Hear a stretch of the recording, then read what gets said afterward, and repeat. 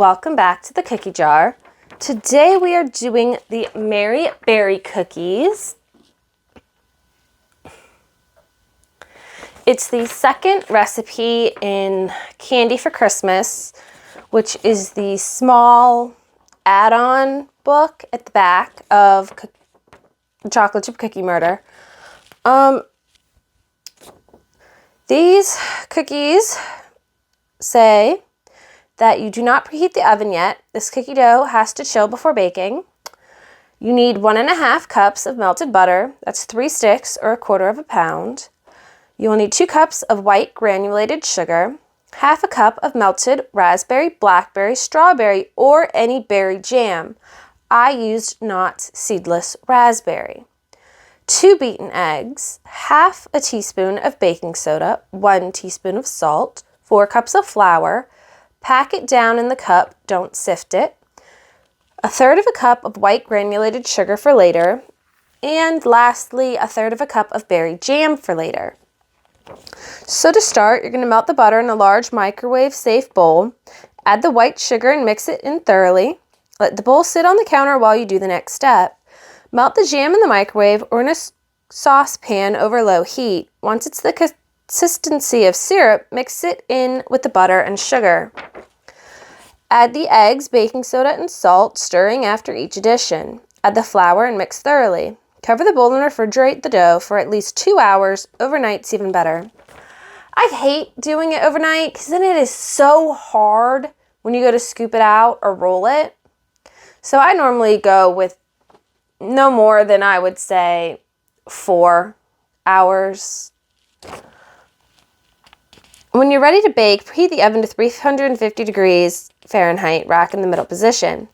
Roll the chilled dough into small walnut-sized balls with your hands. Put 1/3 cup of white sugar in a small bowl and roll the balls in it. Place them on a greased standard-sized cookie sheet, 12 cookies to a sheet. Flatten the dough balls with a greased spatula. Make a small indentation with your thumb or index finger in the center of each cookie. Fill the indentation with a small bit of jam, about 1/8 teaspoon. And then you're going to bake the cookies for 10 to 12 minutes at 350 degrees Fahrenheit. Let them cool for 2 minutes on the cookie sheet, and then transfer them to a wire rack to finish cooling. It says these cookies freeze well. Roll them up in foil, put them in a freezer bag, and be sneaky about how you label them, or the kids will find them and eat them frozen. Yield 8 to 10 dozen depending on cookie size. So that's all we need to know about these Mary Berry cookies. Let's get to the kitchen and whip some up. So I put the butter, I chopped it up, tossed it in the bowl of my stand mixer, and put it in the microwave for about a minute, and then stirred up any remaining pieces. So to the butter, we are going to add the 2 cups of granulated sugar.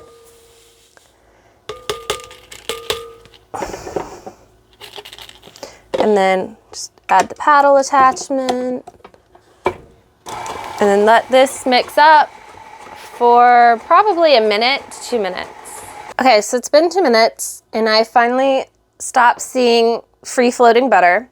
So the next thing we're going to do is we're going to take our 1/2 cup of the jam. I'm using a seedless strawberry, and I'm going to pop it in the microwave in probably 30-second intervals, stirring in between until it says it's like a syrup.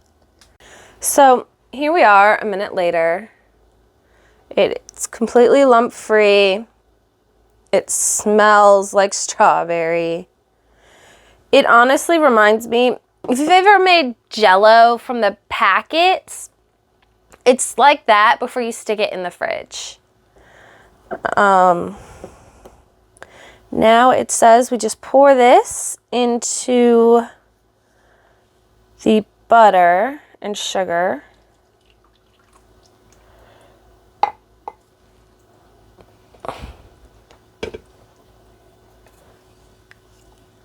Scrape.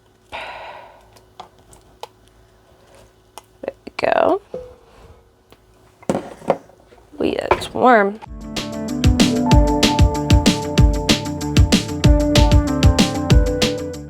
The next thing to do is add the eggs, baking soda, and salt, and stir after each is added. So here go the eggs.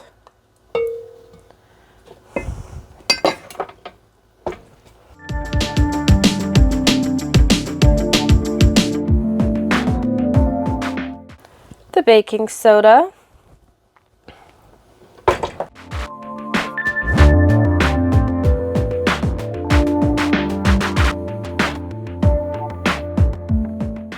And lastly, the salt. Next, it says to add in the flour and mix thoroughly.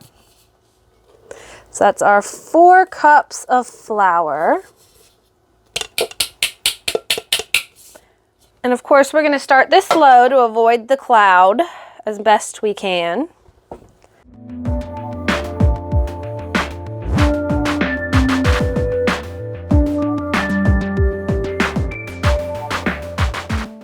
All right, we look mixed. We still have some around the top of the bowl. I'm gonna hand mix in. Just kind of scrape it off. It is a pale pink color.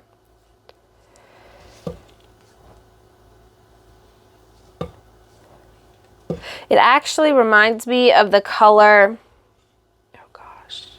No, I was gonna say a pink starburst, but I think they're a little brighter than this.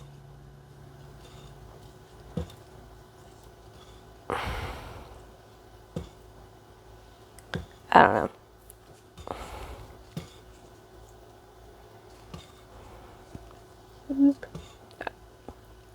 Good enough. So, just gonna go around the outsides, try to get all the flour and extras.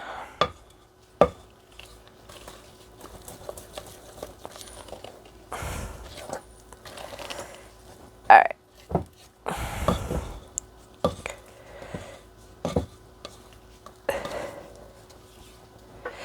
I will say it does not seem very sticky. So I wonder why they want it to chill for so long. 2 hours. Most cookie recipes only say an hour. And that's if they're just really wet. But this seems pretty onto itself. So the last thing we're going to do is cover this with plastic wrap. And then pop it in the fridge for 2 hours. I will see you guys then.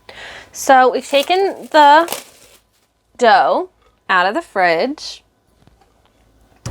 And we have the handy dandy scooper. So it's going to run it up the side of the bowl. That's what we got going on. And then we drop it into the sugar, I believe.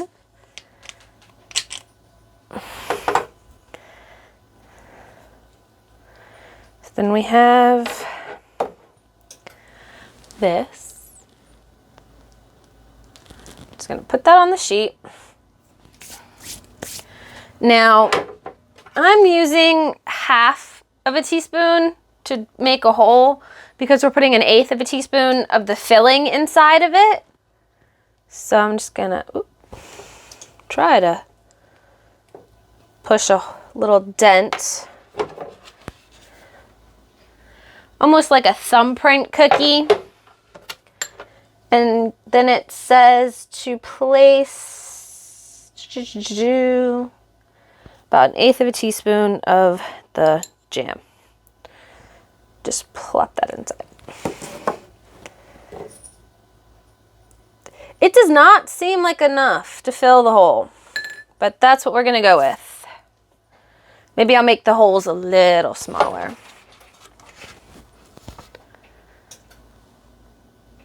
Okay, so I'm just going to fill a tray and dents and jams, and then I'll show you when we have it all together. All right, so we have 5 trays. It's 55 cookies total. Some of them with the 1/8 of a teaspoon just didn't look like they had enough. So some of them I did add a little more filling to. So I'm just gonna pop these in the oven at 350 for 10 to 12 minutes. And then they'll cool on a rack for 2 minutes, and then they'll get removed to a cooling sheet. Here we have all of the cookies out of the oven, baked and cooled off. You'll notice that some of them didn't come out very well. So they ended up taking about 17 minutes a batch, which is quite a bit more than 10 to 12. So the first batch or two, when I pulled them out, they were raw on the bottom. They were sticking really bad to the sheets. So I ended up popping them back in until I realized that 17 was the magic number. As far as looks go, I mean, I just don't see the point of that small amount on top. If you're gonna make a thumbprint cookie, make a thumbprint cookie.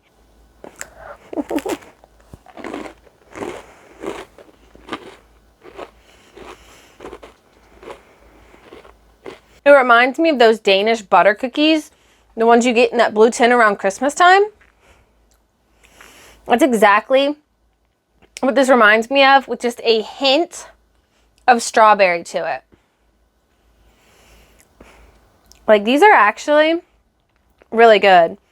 I think I would prefer it without the stuff on top because, like I said, it just makes it look weird. It's got a really good crunch to it. The next recipe we'll be doing is the third recipe in Candy for Christmas. It's called the Metaphysical Toffee? No. It is called the Metaphysical English Toffee. Now, that is a mouthful. Tongue twister. Say that 5 times fast. I could do it twice. Okay, so if you're interested in that, stay tuned next week. And I hope you have a good week.